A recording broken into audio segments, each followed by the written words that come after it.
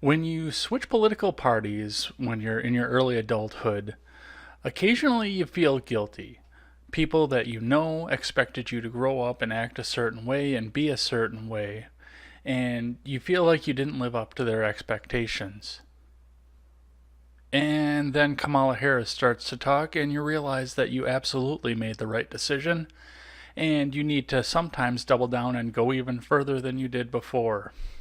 Last week, Senator Harris came out with a tax plan that she intended to use to give taxes back to the neediest people in the country. Unlike other tax plans that have been proposed or are in place right now, there was no beginning point for the tax plan. There was nothing that you had to earn to begin with. But the tax plan goes all the way up to people that make $100,000 as a married couple. The tax plan is very simple. Harris wants to give people $500 in cash a month. It's that simple. No, I'm dead serious. That's exactly what she wants to do. Even though people who are approaching her office with the classic question of how you're going to pay for this are being shooed away because the office claims that they don't know how they're going to pay for this. This is exactly what your government is proposing right now. Now, it's very obvious on the outset of this that this is a very dramatic and wide sweeping shift to the tax code, and it's something that needs to be paid attention to. But something that you have to realize is the fact that it's also being proposed by a senator that is not up for re-election this year in a state that would have voted for her even if she was up for re-election. And it's something to think about when you realize the fact that even though Senator Harris is very safe where she is right now, her other senator in that state is up for re-election in just a few days. Now, before I go into the details of the tax plan, it's important to remember that we have seen this before. Some of my listeners are too young to remember this, but back in 2008, we had something similar, but at a much smaller scale. And it was something that harkened a doom in the economic state of this country, the likes of which we still haven't completely recovered from, but we are well on the road to recovering from. In the run up to the 2008 election, after he was nominated, Barack Obama proposed a tax rebate that went through the House and Senate with no problems and was signed very quickly by President George W. Bush. What it did was it gave anybody who made under $75,000 a year $300 in cash from the government. It worries me that this idea is coming along right now because in 2008 this was the final step that George W. Bush was taking to sidestep the economic crash that his father and his predecessor had both set up with their regulations. He had already sidestepped it once before with 9/11 and the fall of the towers. The military action that came in our country immediately following this and immediately going into the Iraq War was more than enough to provide revenue to families that were struggling and job opportunities to people who had otherwise lost all of their job opportunities. The military will always have an opportunity for you, especially in wartime and in a time that is greatly patriotic. But as the crash became more and more imminent and more people were losing their jobs, senators, House representatives, and our executive were trying to find a way to slow the crash and try and kickstart the economy. The thought was that giving everybody $300 going right into an uncertain time, where people were just sitting back and banking money, would push them to go out and buy a TV or a stereo system or just something fun because it was going to be $300 extra that they hadn't budgeted for and that they weren't just going to sit and hide in the bank. This, of course, was too little too late, and as we all saw in 2008 and in 2009, the economy finished crashing the rest of the way, and we went into what we now call the Great Recession. Harris's tax plan is much the same in spite of the fact that we are not in any sort of impending doom on our economy right now, or at least nothing that's readily obvious to the naked eye the way that it was in 2008. What Harris plans to do is distribute $500 a month to households across the country that are making less than $100,000 a year to help them with housing, rent, food, and otherwise. This would go along with the Earned Income Tax Credit and all child tax credits that are out there, which are also slated for a revamp and an increase under the Harris plan.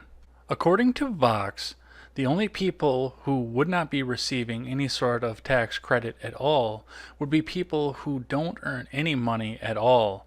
This would include people who are on welfare or people who just don't do any sort of work at all.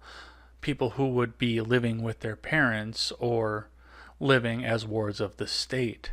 The Vox author shows us a structure that is trapezoidal in which there's a sharp increase from the 0 mark on up to the $3,000 or $6,000 a year mark for low income earning families, in which they quickly get to the maximum benefit from the government. And then the income flatlines as they go along, increasing out further for single people but not as far for married people, where it slowly starts to phase back out and gets smaller and smaller as people earn more and more, peaking back to $100,000 in everybody's camp or $50,000 in the single no children camp, where people go back to earning nothing from the tax credit. Most proponents and critics of this bill come to the same consensus. The first thing that they say when they start to criticize or praise this bill is that it is a direct response to the Trump tax cuts that were proposed, passed, and put into place by the Republicans for this fiscal year. One of the criticisms by the critics of the Trump tax cuts is the fact that they are all intended to go only to the very richest people in the country, and everybody else in the country is intended not to get any sort of cut or credit from these tax plans.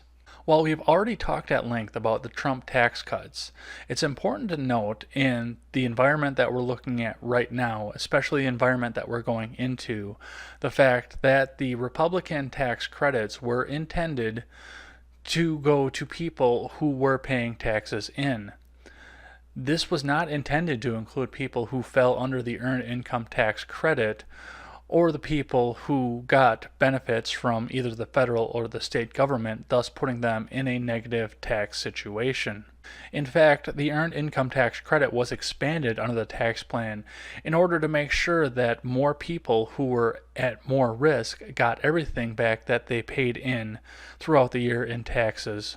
In fact, under these tax plans, the Earned Income Tax Credit was expanded so that more people didn't have to pay anything into the government at all, instead getting back all of the taxes that they paid throughout the year at the end of the year in order to pay off bills or make that big purchase that would stimulate the economy. With that being said, the important thing that we have to think about is the numbers, because the numbers are going to be what's driving this proposal. Now, the majority of people who are out in the workforce and in the middle class will be generating a positive tax to the government at the end of the year, even with all of this being taken out. However, anybody who makes less than 30 grand a year is going to be generating a negative tax to the government. All of these working adults who make this amount of money are going to be taking out more than they put in. And that's not counting what they're going to be getting back at the end of the year on top of it.